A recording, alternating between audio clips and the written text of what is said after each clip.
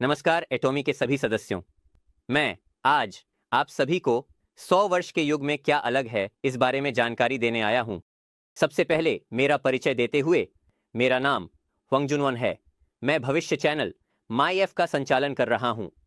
मेरा मुख्य काम यह है कि मैं यह अध्ययन करता हूं कि हमारा भविष्य का जीवन कैसे बदलने वाला है और मैं उन जानकारियों को आप तक पहुंचाने का कार्य कर रहा हूं। इस तरह से मैं व्याख्यान देता हूं, प्रसारण करता हूं और YouTube पर भी सक्रिय हूं। मैं किताबें भी लिखता हूं और इस तरह के भविष्य के परिवर्तनों को आसानी से लोगों तक पहुंचाने का काम कर रहा हूं। भविष्य के बारे में बात करें तो वास्तव में कई चीजें हमारे जीवन पर प्रभाव डालेंगी। मैं जिन क्षेत्रों पर मुख्य रूप से ध्यान केंद्रित करता हूं वे ये हैं, लेकिन आज मैं इनमें से 100 वर्ष के युग के ट्रेंड के अनुसार क्या अलग है इस पर बात करना चाहूंगा। वास्तव में 100 वर्ष के युग की बात करना भी दिलचस्प है, क्योंकि अगर हम 1914 में वापस जाएं तो उस समय जन्मे बच्चे के लिए जीवन भर जीकर 100 साल तक पहुंचने की संभावना लगभग नगण्य थी। तब केवल 1% लोग ही 100 वर्ष की उम्र को पार कर सकते थे, लेकिन अब चिकित्सा तकनीक में सुधार के कारण 100 वर्ष से अधिक उम्र के लोगों की संख्या लगातार बढ़ रही है। यहाँ एक बात को गलत समझना नहीं चाहिए कि 100 वर्ष का युग का मतलब यह है कि 100 वर्ष से अधिक जीने वाले लोगों की संख्या बढ़ रही है, जबकि वास्तव में जीवन प्रत्याशा का औसत, जैसे कि अभी जन्म लेने वाले बच्चों के लिए, लगभग 80 वर्ष के आसपास है। 80 वर्ष के बीच, इसलिए 100 वर्ष का युग, 100 वर्ष से अधिक उम्र के लोगों की संख्या बढ़ती। आप इसे इस तरह से देख सकते हैं। तो मैंने इस 100 वर्ष के युग में क्या बातें अलग हैं इस पर कुछ संक्षेप में जंगली किया है। पहला यह है कि जो 3 चरण मॉडल हम जानते थे वह टूटने लग रहा है। हम मूल रूप से 3 चरणों में जीवन जीते आए हैं। शिक्षा प्राप्त करने की अवधि लगभग 20 साल तक समान होती है। इसके बाद काम करने की एक अवधि थी। काम करने के बाद फिर सेवानिवृत्त होकर सेवानिवृत्ति का जीवन जीना हमारी सामान्य 3 चरण जीवन शैली थी। लेकिन 100 वर्ष के युग में यह बदलने जा रहा है। 100 वर्ष की उम्र में मूल रूप से शिक्षा प्राप्त करने की अवधि 20 वर्ष की उम्र तक समान रहती है।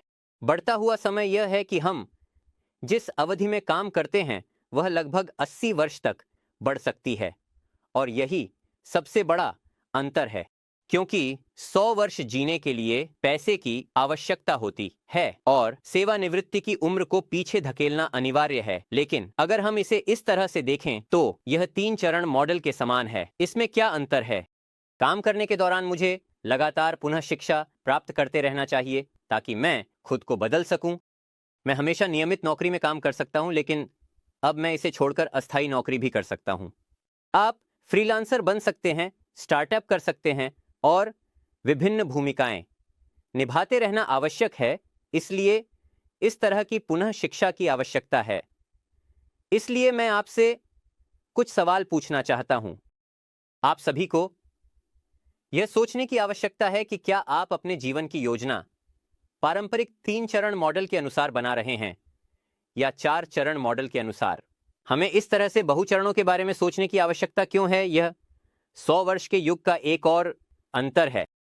यह सच है कि नियमित नौकरी भी अंततः एक दीर्घकालिक अस्थायी नौकरी में बदल सकती है। वास्तव में नियमित नौकरी की अवधि बढ़ रही है।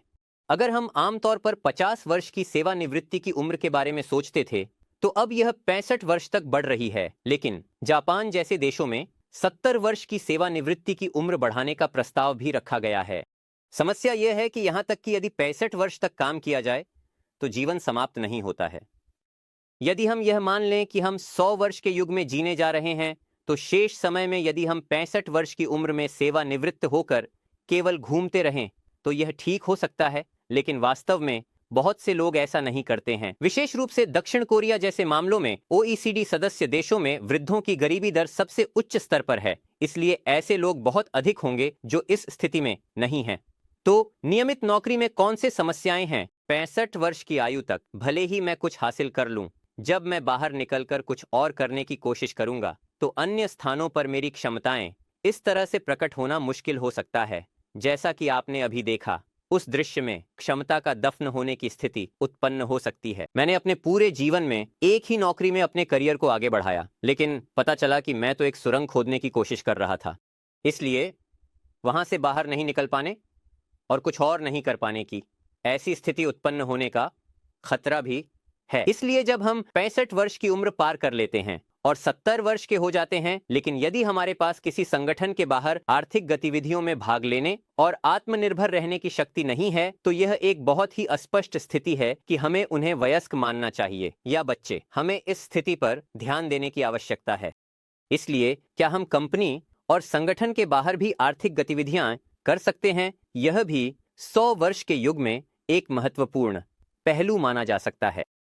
इससे संबंधित तीसरा अंतर यह है, हमें जीवन भर सीखने की आवश्यकता है, लेकिन क्या यह जीवन भर की शिक्षा एक आपदा है या एक आशीर्वाद?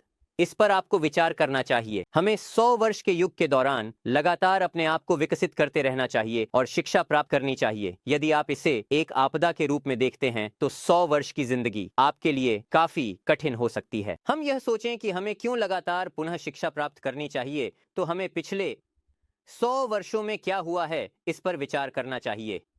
2 विश्व युद्ध हुए थे और हमारे देश ने स्वतंत्रता की इतिहास को पार किया है। उसके बाद शीत युद्ध प्रणाली का पतन हुआ। आप सोवियत संघ को याद करते हैं, है ना? सोवियत संघ का संघीय ढांचा टूट गया और माइका युग की शुरुआत हुई, जब लगभग सभी लोग कारों का उपयोग करने लगे। हर घर में कंप्यूटर का उपयोग शुरू हो गया। इसके अलावा एक बड़ा परिवर्तन यह हुआ कि अब हम सभी स्मार्टफोन अपने साथ रखने लगे। लेकिन परिवर्तन यहीं खत्म नहीं होता। अब स्वायत्त ड्राइविंग कारों और कृत्रिम बुद्धिमत्ता के साथ अगर हम थोड़ी देर के लिए ध्यान भटकाते हैं तो बहुत सारे परिवर्तन हो रहे हैं। तो चलिए सोचते हैं आगे चलकर हमारे जीवन में कितने बड़े परिवर्तन होंगे। मन मस्तिष्क में धुंधलापन छा जाता है, इसलिए हम जीवन भर शिक्षा जारी रखने के अलावा कोई विकल्प नहीं रखते। देखिए, यह हो सकता है कि हम उस युग में जी रहे हों जहां जो उत्तर मुझे पता था वह गलत हो जाता है। यदि आप बहुत अधिक पारंपरिक सोच में फंसे रहते हैं और केवल उसी पर अड़े रहते हैं तो आप कई अवसरों को खो सकते हैं। इस पर अब तीसरी लहर के लेखक एल्विन टॉफलर ने भी इस बारे में कुछ कहा है।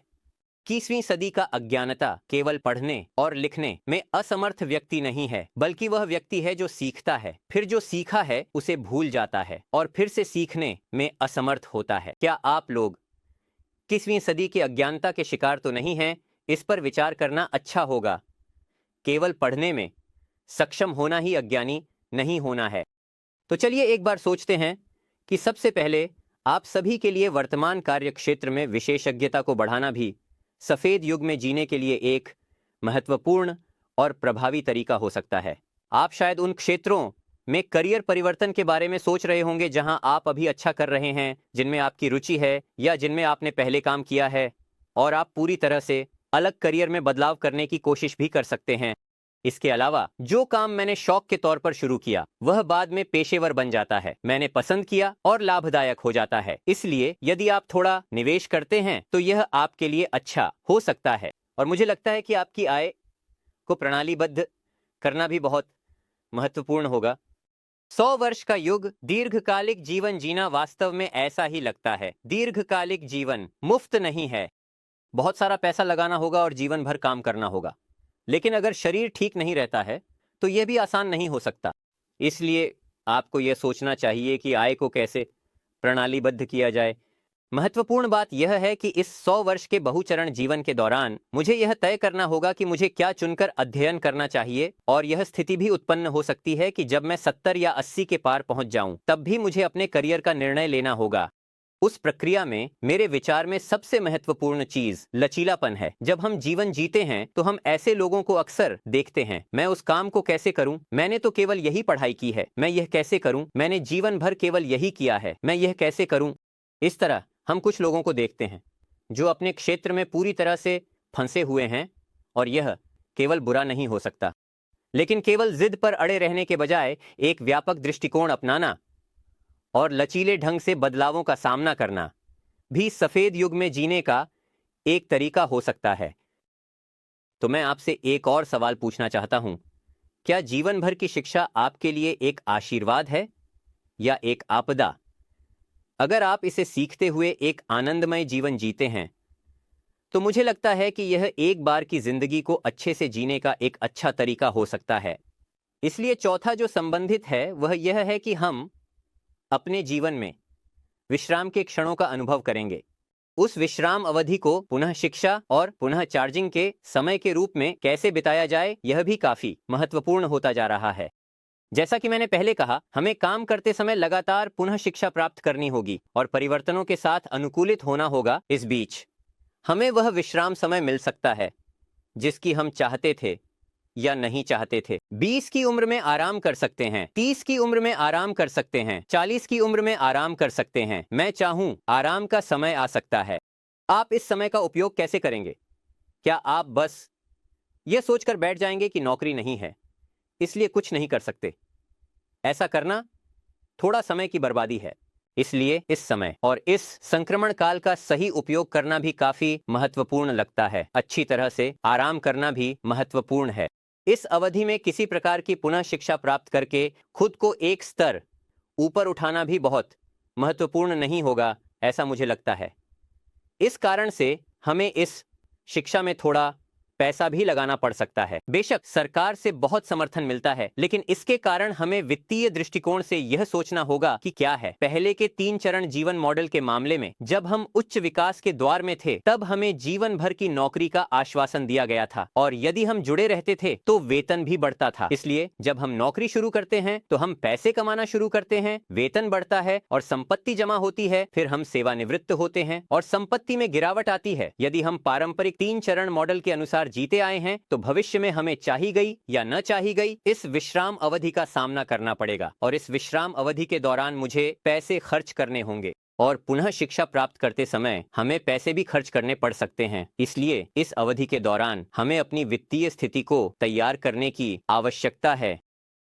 इस तरह विश्राम के समय के दौरान मेरी वित्तीय स्थिति थोड़ी घटती है, फिर बढ़ती है, फिर से घटती है और फिर बढ़ती है। यही सब कुछ है। इसीलिए इस तरह की विश्राम अवधि के दौरान मैं जो पैसे खर्च करूंगा, पुनः शिक्षा के लिए जो पैसे होंगे, उन्हें हम संचित करने पर विचार करें। यह भी 100 वर्ष की जीवन योजना में शामिल किया जा सकता है।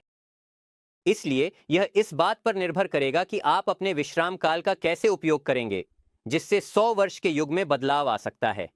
और इस अवधि के दौरान हमें केवल वित्तीय स्थिति जैसे कि पैसे या अचल संपत्ति पर ध्यान नहीं देना चाहिए। क्या आपने कभी अमूर्त संपत्ति के बारे में सुना है? अमूर्त संपत्ति का मतलब है कि इसका कोई आकार नहीं होता। यह अचल संपत्ति या पैसे की तरह नहीं है। अमूर्त संपत्तियों में क्या शामिल है? सबसे पहले तकनीकी ज्ञान जैसे चीजें हैं। यह मेरी अपनी जानकारी है जिसे कोई मुझसे नहीं छीन सकता। इसलिए यह महत्वपूर्ण है कि हम इन चीजों को कितनी अच्छी तरह से संजोएं। और लोगों आसपास की प्रतिष्ठा वास्तव में महत्वपूर्ण है। 100 वर्ष की उम्र जीने के कारण आसपास के लोगों के साथ संबंध भी काफी महत्वपूर्ण हो जाते हैं और मैं यह भी मानता हूं कि प्रभावशाली संपत्ति भी काफी महत्वपूर्ण है। आजकल के समय में आप सभी YouTube को बहुत देखते हैं। एकल निर्माता का प्रभाव बहुत बढ़ गया है और इसके अनुसार आप देखेंगे कि यह प्रभाव आय में कैसे बदल रहा है। इसलिए आप अपने क्षेत्र को अच्छी तरह से निखारें और उसे सोशल मीडिया के माध्यम से अच्छी तरह से प्रचारित करें ताकि आप दूसरों पर कितना प्रभाव डाल सकते हैं। यह हिस्सा भी वर्तमान युग और भविष्य के युग में काफी महत्वपूर्ण होता जा रहा है। स्वास्थ्य निश्चित रूप से एक महत्वपूर्ण अमूर्त संपत्ति है। मानव संबंधों को प्रतिष्ठा के बहुत समान एक अमूर्त संपत्ति के रूप में देखा जा सकता है। तो आकर्षण भी एक अमूर्त संपत्ति है। वास्तव में यदि कोई विशेष कार्यक्षमता नहीं है, तब भी केवल आकर्षण के माध्यम से मानव संबंध बेहतर हो सकते हैं और लोगों के करीब आने पर लाभ प्राप्त किया जा सकता है। तो हम दूसरों के लिए आकर्षक रूप से कैसे अपील कर सकते हैं, ये चीजें भी हैं जिनका अभ्यास करना हमारे लिए अच्छा होगा। सकारात्मकता वास्तव में महत्वपूर्ण है। हमें 100 वर्ष के युग में जीना है, लेकिन कई तरह के खतरे होंगे, है ना? ऐसे विचारों के साथ, अरे सब बर्बाद हो गया। अगर आप इस तरह सोचते हैं तो जीवन में कोई उत्तर नहीं मिलता। इसलिए सकारात्मकता बहुत महत्वपूर्ण है। एक सक्रिय व्यक्तित्व भी 100 वर्ष की उम्र में जीवन जीने के दौरान बहुत महत्वपूर्ण भूमिका निभा सकता है। और इसके अलावा लचीलापन, जैसा कि मैंने पहले भी कहा, चुनाव करने और परिवर्तन करने के समय हम कितनी लचीलापन से अनुकूलित कर सकते हैं और विभिन्न संभावनाओं के प्रति व्यक्ति कितना खुला होगा। 100 वर्ष जीते हुए यदि हम केवल अतीत के विचारों में फंसे रहते हैं जबकि दुनिया बदल रही है तो यह खतरनाक हो सकता है। क्या मैं कुछ महत्वपूर्ण छोड़ रहा हूँ? अन्य लोग ऐसा क्यों सोचते हैं? इस तरह से खुलापन रखना भी एक महत्वपूर्ण अमूर्त संपत्ति माना जा सकता है। इसलिए यदि हम इसे संक्षेप में कहें तो 100 वर्षों के दौरान उपयोगी व्यक्ति बनना काफी महत्वपूर्ण है। इसके अलावा 100 वर्षों के इस समय में खुश रहने वाला व्यक्ति होना अंततः एक महत्वपूर्ण बिंदु है। तो क्या आप सोचते हैं कि आप अमूर्त संपत्तियों को कैसे अच्छी तरह से जमा कर रहे हैं? और अंत में 100 वर्ष के युग का एक अंतर है 100 वर्षों तक के शरीर की देखभाल। अगर यह टूट जाती है तो वास्तव में एक बड़ा समस्या उत्पन्न होती है। कहा जाता है कि जब हम युवा होते हैं तो पैसे कमाने के लिए अपनी सेहत को खर्च करते हैं और जब हम बूढ़े होते हैं तो अपनी सेहत के लिए पैसे खर्च करते हैं। वास्तव में आप देखेंगे कि हमारे पैसे और संपत्ति का 32% हम कब खर्च करते हैं, वह चिकित्सा खर्च के लिए होता है। 70 से 86 वर्ष की आयु में हम लगभग सभी चिकित्सा खर्च करते हैं और हमारी जीवन प्रत्याशा जो अब थोड़ी बढ़ गई है 2015 के अनुसार लगभग 22 वर्ष थी, लेकिन यह जीवन प्रत्याशा है और स्वास्थ्य जीवन प्रत्याशा इससे अलग है। स्वस्थ रहने की उम्र 73 वर्ष है जो लगभग 10 वर्षों का अंतर दर्शाती है। इस अंतर को कम करना काफी महत्वपूर्ण हो जाएगा। इसलिए हमारे शरीर की देखभाल के लिए व्यायाम करना महत्वपूर्ण है और आहार की आदतें, ये सभी आपके उत्पाद बिक्री में बहुत महत्वपूर्ण रूप से जुड़े हुए होंगे। आप सभी इसे जानते होंगे। और एक बात जो मैं यहाँ जोड़ना चाहता हूँ वह यह है कि इन दिनों कार्बन तटस्थता की बातें हो रही हैं और जलवायु संकट के बारे में बहुत चर्चा हो रही है। पर्यावरण भी हमारे शरीर के प्रबंधन में काफी महत्वपूर्ण है। चाहे मैं कितना भी प्रबंधन करूं, अगर आसपास का वातावरण खराब हो जाता है तो यह मुझ पर नकारात्मक प्रभाव डाल सकता है। और हमें 100 साल जीना है ना? अगर हम 100 साल तक जीते हैं लेकिन लगातार पर्यावरण खराब होता है, धूल के कण बढ़ते हैं और कोरोना जैसे संक्रामक रोग लगातार फैलते रहते हैं तो इसका अंततः हमारे भविष्य पर बुरा प्रभाव पड़ेगा। इसलिए हमें केवल भविष्य की पीढ़ियों या वंश के बारे में नहीं सोचना चाहिए, बल्कि वास्तव में 100 वर्ष की उम्र जीते हुए हमें अपने बुजुर्ग जीवन के लिए पर्यावरण और जलवायु जैसी चीजों पर ध्यान देना चाहिए। इसलिए 100 वर्षों तक उपयोग करने के लिए अपने शरीर का आप सभी अच्छे से प्रबंधन कर रहे हैं या नहीं, इस पर विचार करना अच्छा होगा। और 100 वर्ष के युग में जीते हुए हमें जिस बात पर और विचार करना चाहिए वह है अत्यधिक वृद्ध समाज। जब हम देखते हैं कि 100 वर्ष या उससे अधिक उम्र के लोगों की संख्या बढ़ रही है तो इसका मतलब है कि वृद्ध लोगों की संख्या भी बढ़ रही है। आइए इस तरह के समाज में क्या घटनाएं घटित होती हैं इस पर एक नजर डालते हैं। अब हमारी जनसंख्या संरचना इस प्रकार है। भविष्य में यह इस तरह बदल जाएगी। आप जिन क्षेत्रों में बिक्री कर रहे हैं वे सभी जनसंख्या संरचना से संबंधित होंगे। अतीत में दक्षिण कोरिया युवा लोगों से भरा हुआ था, लेकिन भविष्य में दक्षिण कोरिया एक नए सामान्य स्थिति में वृद्ध लोगों से भरा हुआ होगा। तो आइए सोचते हैं कि इस युग में क्या क्या बदलाव होंगे। पहले, हमारे मुकाबले स्थिति में आगे बढ़ चुके जापान जैसे देशों में शॉपिंग शरणार्थी नामक एक घटना भी है। शॉपिंग शरणार्थी का मतलब है कि ऐसे बुजुर्गों की संख्या बढ़ रही है जो आवश्यक वस्तुएं खरीदने के लिए बाहर नहीं जा पा रहे हैं। यह एक जापानी बुजुर्ग का इंटरव्यू वीडियो है जिसमें बताया गया है कि टोक्यो से इतनी दूर नहीं होने के बावजूद युवा लोग वहां से निकल रहे हैं, जिससे जनसंख्या में कमी शुरू हो गई है और दुकानों का अस्तित्व समाप्त होने लगा है। इसलिए सामान खरीदना मुश्किल हो रहा है। इस स्थिति में ट्रक पर सामान लाकर बेचने जैसी चीजें उभर रही हैं और यह भविष्य में अत्यधिक वृद्ध समाज में घर घर जाकर बिक्री से भी संबंधित हो सकती है। यह केवल बिक्री तक सीमित नहीं है, बल्कि यह वास्तव में बातचीत करने वाले साथी या ऐसे संबंधों को जोड़ने में महत्वपूर्ण भूमिका निभा सकता है जो सामाजिक अलगाव को कम कर सकते हैं। इसके अलावा जनसंख्या में कमी वाले क्षेत्रों में सामुदायिक दुकानें भी बन रही हैं। तो सामुदायिक दुकान का मतलब है कि निवासियों ने मिलकर अपनी दुकान खोली है। इस तरह से खुलकर छोटे प्रकार और मात्रा में भोजन को पैक करके बुजुर्गों को बेचा जा रहा है और एक कोने में लोगों के एक साथ भोजन करने के लिए भी एक स्थान बनाया गया है। और जो लोग चलने में असमर्थ हैं और यहाँ नहीं आ पा रहे हैं, उनके लिए स्वयंसेवक स्तर पर वहाँ आने वाले लोग डिलीवरी भी कर रहे हैं। अत्यधिक वृद्ध समाज में ऐसी चीजें हो सकती हैं। और जब आप अत्यधिक वृद्ध समाज के बारे में सोचते हैं तो आपको केवल दक्षिण कोरिया को नहीं देखना चाहिए। अगर आप पड़ोसी देश चीन को देखें तो ये वॉल स्ट्रीट जर्नल का एक लेख है। 10 वर्षों के भीतर अमेरिका की कुल जनसंख्या में 60 वर्ष से अधिक आयु के लोगों की संख्या चीन में बढ़ने की संभावना है। अमेरिका की जनसंख्या 300 मिलियन से अधिक है, जबकि चीन में 60 वर्ष से अधिक की जनसंख्या अकेले 300 मिलियन से अधिक है। यह एक बहुत बड़ा बाजार बनने जा रहा है। वृद्धावस्था से संबंधित हमारे लिए सोचने के लिए बहुत सारे अवसर हैं। इन चीजों को अब आप लोगों के व्यवसाय क्षेत्र से जोड़कर यह सोचें कि हम इसे कैसे मजेदार तरीके से आगे बढ़ा सकते हैं। यह जापान का एक उदाहरण है। बड़े लोग डायपर पहनकर ऐसे फैशन शो कर रहे हैं। ये क्या हो रहा है? क्या जापानी लोग अजीब हैं? इसके बजाय जापान में जनसंख्या वृद्ध होने के कारण शिशुओं के लिए डायपर की तुलना में वयस्कों के लिए डायपर की बिक्री अधिक होने लगी है। इसका मतलब है कि उपभोक्ता लक्ष्य पूरी तरह से बदल गया है। और खाद्य क्षेत्र में भी एक बहुत महत्वपूर्ण तथ्य है कि बुजुर्गों की देखभाल करना अनिवार्य है। बुजुर्गों के दांत भी ठीक नहीं होते और उनका पाचन तंत्र भी कमजोर होता है, इसलिए वे धीरे धीरे और कम खाते हैं। इसलिए पोषण मूल्य को और बढ़ाना चाहिए।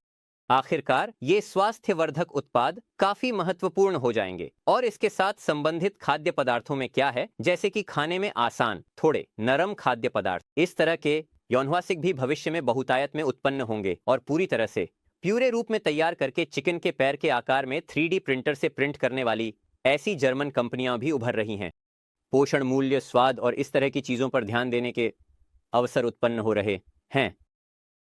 और मैं आपको एक ऐसा उदाहरण दिखाने जा रहा हूं जिसे मैं बहुत पसंद करता हूं। यह एक ऐसा उदाहरण है जहां सामान्य सौंदर्य और मेकअप क्षेत्र को वृद्धावस्था के साथ मिलाकर एक अवसर बनाया गया है। इस मामले ब्यूटी टच थेरेपिस्ट है। यह एक मनोचिकित्सा व्यवसाय है जिसमें हम बुजुर्गों से मिलते हैं, उन्हें सुंदरता से मालिश करते हैं और मेकअप करते हैं, जिससे उनका मनोबल बढ़ता है। जब आप लंबे समय बाद मेकअप करते हैं तो आपका मूड कितना अच्छा हो जाता है ना? अभी बिफोर एंड आफ्टर दिख रहा है। यदि आप अपने व्यवसाय के क्षेत्र और वृद्धावस्था के रुझान के अन्य तत्वों को मिलाते हैं तो आप इस तरह से पूरी तरह से नए अवसर पैदा कर सकते हैं। एक बार इसे अच्छी तरह से जोड़ने की कोशिश करें। फिर अंत में मुझे लगता है कि इस बात को छोड़ना नहीं चाहिए। 100 वर्ष के युग में जीते हुए अंततः लोग धीरे धीरे मरने लगते हैं, जिससे सोसन दासा का युग शुरू होता है। इस समय में जन्म लेने वाले लोग कम हैं और मरने वाले लोग बढ़ रहे हैं। आप देखेंगे कि दक्षिण कोरिया में मृत्यु दर अब लगभग 3 लाख के आसपास है, जो लगभग समान है, लेकिन भविष्य में यह लगभग 2 गुना बढ़ जाएगी। हम एक ऐसे समाज में जीने जा रहे हैं जहां मृतकों की संख्या 2 गुना से अधिक बढ़ जाएगी। इसलिए जापान में वर्तमान में मृत्यु से संबंधित कई व्यवसाय उभर रहे हैं। जोंघवाल शब्द एक नए शब्द के रूप में उभरा है जिसका वास्तव में गतिविधि का अर्थ है। इसलिए इसके अंतर्गत एंडिंग नोट का वितरण भी किया जा रहा है। एंडिंग नोट एक ऐसा नोट है जिसमें जीवन के दौरान मेरी विभिन्न कहानियां या छोड़ना चाहने वाले संदेश, जैसे कि वसीयत, लिखी जाती हैं। ऐसा कहा जाता है कि इसे एक समय में वितरित किया गया था। तो जापान में मृत्यु से संबंधित कई व्यवसाय भी उभर रहे हैं। चलिए देखते हैं कि वे क्या हैं। कब्रिस्तान की यात्रा के लिए पूर्व परामर्श बैठकें भी आयोजित की जाती हैं। एक और प्रयास के तहत कब्रिस्तान विरासत, वसीयत, देखभाल आदि से संबंधित उद्योगों को एक ही स्थान पर एकत्रित करने वाला एक कार्यक्रम आयोजित किया जाता है। इसके अलावा वसीयत लेखन या इसी तरह की कानूनी सलाह पर सेमिनार आयोजित किए जाते हैं। इसके साथ ही योगदान समाधि या शांति कुंज का दौरा करने के लिए बस यात्रा भी आयोजित की जाती है। तो अगर आप इसे इस तरह से देखें तो सिर्फ पीले रंग पर ध्यान दें। यह एक बहुत ही रोमांचक घटना की तरह लगता है, लेकिन यह सभी मृत्यु की तैयारी की घटना है, जो कि एक बहुत ही दिलचस्प पहलू है। इसलिए मृत्यु से संबंधित व्यवसाय भी केवल प्रतीक्षा करने वाली बिक्री से आगे बढ़कर अब खोजने वाली बिक्री में बदलने के लिए मजबूर हो रहे हैं। इसलिए यदि आपके सामने सोसान दासा का युग आता है तो कई प्रकार के मृत्यु से संबंधित व्यवसाय उत्पन्न होंगे। आखिरकार जब इतने सारे लोग चले जाएंगे तो अंतिम संस्कार को भी सरल बनाने की आवश्यकता होगी। नहीं, अगर हम इन लोगों का अंतिम संस्कार उसी तरह से करते हैं जैसे अब करते हैं तो यह सामाजिक रूप से बहुत महंगा होगा। एक छोटा अंतिम संस्कार आयोजित किया जाएगा और जापान में इस संबंध में शव होटल नामक एक व्यवसाय चल रहा है। बात खुद में थोड़ी डरावनी लगती है, लेकिन यह वास्तव में एक बहुत ही दिलचस्प व्यवसाय आइटम है। यह एक ऐसी सुविधा है जो होटल जैसे स्थानों को थोड़ी सी संशोधन करके बहुत सरलता से अंतिम संस्कार करने की अनुमति देती है। यह कहा जा रहा है कि लागत मौजूदा अंतिम संस्कार की तुलना में 10 गुना कम हो सकती है। इसीलिए परिवार के सदस्यों के लिए ऐसे सरल धोने के स्थान भी तैयार किए जा रहे हैं। आप इसे कैसे देखते हैं? दक्षिण कोरिया में अभी भी कठिनाइयां होंगी, लेकिन अगर भविष्य में सोसनदासा का युग आता है तो इस क्षेत्र में अवसर उत्पन्न हो सकते हैं। तो इस तरह से हमने 100 वर्ष के युग में क्या अलग है इसके बारे में विभिन्न बातें एक साथ जान ली हैं। मुझे नहीं पता कि क्या मैं आप लोगों के लिए मददगार रहा। 100 वर्ष के संदर्भ में वास्तव में कई अवसर होंगे, देखभाल से लेकर स्वास्थ्य देखभाल, आत्मविकास और सक्रिय जीवन शैली तक, और पीछे हल्का सा दिखाए गए सोसनदासा से संबंधित मृत्यु से जुड़े व्यवसायों तक निश्चित रूप से विभिन्न अवसर मौजूद होंगे। इसीलिए यदि आप जो काम कर रहे हैं उन चीजों और आपकी रुचियों को इन प्रवृत्तियों के साथ अच्छी तरह से मिलाते हैं तो आप अपने लिए एक अवसर प्राप्त कर सकते हैं। यह केवल साधारण नौकरी करने के बजाय क्या आप अपने खुद के कलात्मक पेशेवर अवसर नहीं रख सकते हैं, इस बारे में सोचने पर मजबूर करता है। अगर आप अपनी जिंदगी को इस तरह जीते हैं तो मुझे लगता है कि 100 वर्ष के युग में आप भी एक नई अवसर के साथ पूरी तरह से जीने में सक्षम होंगे। तो मैं आप सभी से अंतिम प्रश्न पूछते हुए इसे समाप्त करना चाहूंगा। आपके 100 वर्ष के युग के लिए आप क्या तैयारी कर रहे हैं